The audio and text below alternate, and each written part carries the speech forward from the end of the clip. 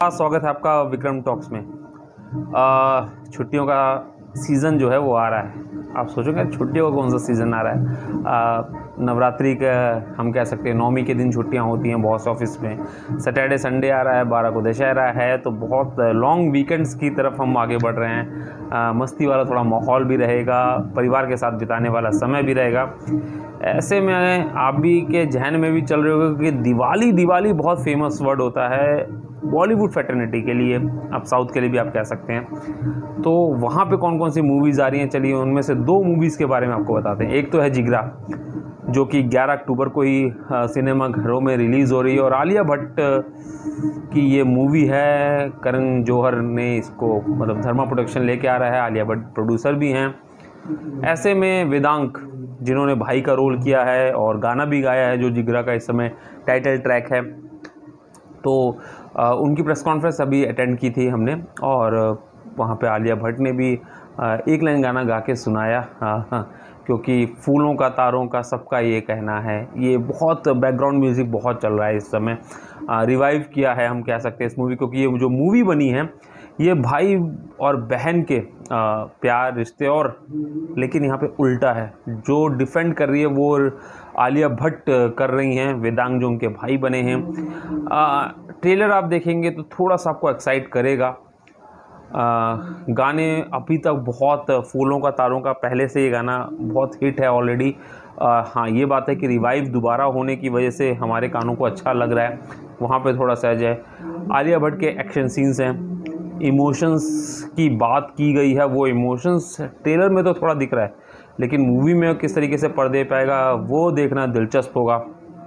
और एक तरह से कह सकते हैं कि वेदांग की दूसरी या तीसरी ही मूवी अभी लेटेस्ट न्यू कमर हैं, जिन्होंने टाइटल ट्रैक गाना भी गाया है। तो अब अगर जिस तरीके से ट्रेलर है और जिस तरीके से आलिया भट्ट ने जो बात कही है कि इस मूवी में केवल ऐसा नहीं है कि केवल भाई बहन के रिश्ते को दिखाया जाएगा या फिर क्या है, इसमें बहुत सारे इमोशंस हैं, इमोशंस के साथ एक्शंस हैं। ऐसा पहली बार आपको देखने को मिलेगा कि जो एक्शन है ऐसा नहीं केवल मार धाड़ हो रहा है, हर एक्शन के सीन के साथ इमोशन उसमें जुड़े हुए हैं। वेदांग की जो कह सकते हैं कि उन्होंने खुद कहा है कि मैंने बाल छिलवाने पड़े इस पूरी मूवी के लिए, लगातार रेजर लगता था, क्योंकि उन्होंने जिस तरीके से दिख रहा है कि उनसे कुछ गलती होती है और वो एक कैदी बनते हैं, दूसरे देश में चले जाते हैं, वहाँ पे आलिया भट्ट ही पहुँचती है। आलिया भट्ट का वो खाने वाला शॉट का मीम्स बहुत ज़बरदस्त वायरल हो रहा है, तो वहाँ पर थोड़ा एज मिल सकता है। तो कह सकते हैं कि ठीक ठाक मूवी होगी, तो देख सकते हैं। वैसे तो फर्स्ट डे फर्स्ट शो के बाद ही पता चलेगा, लेकिन मूवी जो है वो थोड़ा प्रॉमिसिंग दिख रही है। अब चलिए दूसरी मूवी पे आते हैं, जिसका लंबे समय से सब लोग इंतज़ार कर रहे थे कि रोहित शेट्टी और अजय देवगन की जो मूवी है सिंघम रिटर्न्स, उसका ट्रेलर लॉन्च हुआ है। लेकिन आपको बता दूं कि पिछले 2 दिन से मैं इसी पे इसलिए नहीं बना रहा था क्योंकि थोड़ा रिव्यूज़ आ जाएँ, सबके रिव्यूज़ सुन लिए जाएँ, देख लिए जाएँ, समझ लिए जाएँ, फिर आपसे बातचीत की जाए। सिंघम रिटर्न्स का जो रिव्यू आ रहा है ना, वो थोड़ा सा शायद रोहित शेट्टी को और अजय देवगन को पसंद ना आए, क्योंकि सब ये कह रहे हैं कि एवेंजर की कॉपी करने चल दिए हैं रोहित शेट्टी। अपना जो कॉप यूनिवर्स, जो वर्दी वाले यूनिवर्स की बात, मतलब जिस तरीके से हमने देखा था सिम्बा, हालांकि मूवी सारी हिट रही है, चाहे वो सिम्बा की बात करें, चाहे वो सूर्यवंशी की बात करें, चाहे वो सिंघम की बात करें, चाहे वो सिंघम 2 की बात करें, तो मूवी जो है ना वो सारी हिट रही हैं। तो कहीं ना कहीं अब जो वर्स कॉप बढ़ाने की जो बात की गई, इस बार उन्होंने उसमें बहुत ज़्यादा लोगों को जोड़ दिया गया। मतलब दीपिका पादुकोण का भी ऐड ऑन हो गया है, टाइगर श्रॉफ ऐड ऑन हो गए हैं ट्रेलर में सारों को। मतलब जितने इससे पुराने हम कहेंगे मूवी, चाहे आप रणवीर सिंह की बात कर लें, चाहे आप अजय देवगन, तो इस सिंघम रिटर्न्स में मेन है। हालांकि उनके अपोजिट थोड़ा सा अर्जुन कपूर दिख रहे हैं, जैकी दादा भी हैं। जैकी श्रॉफ तो हम सब मानते हैं कि कितने मास्टर क्लास आदमी हैं।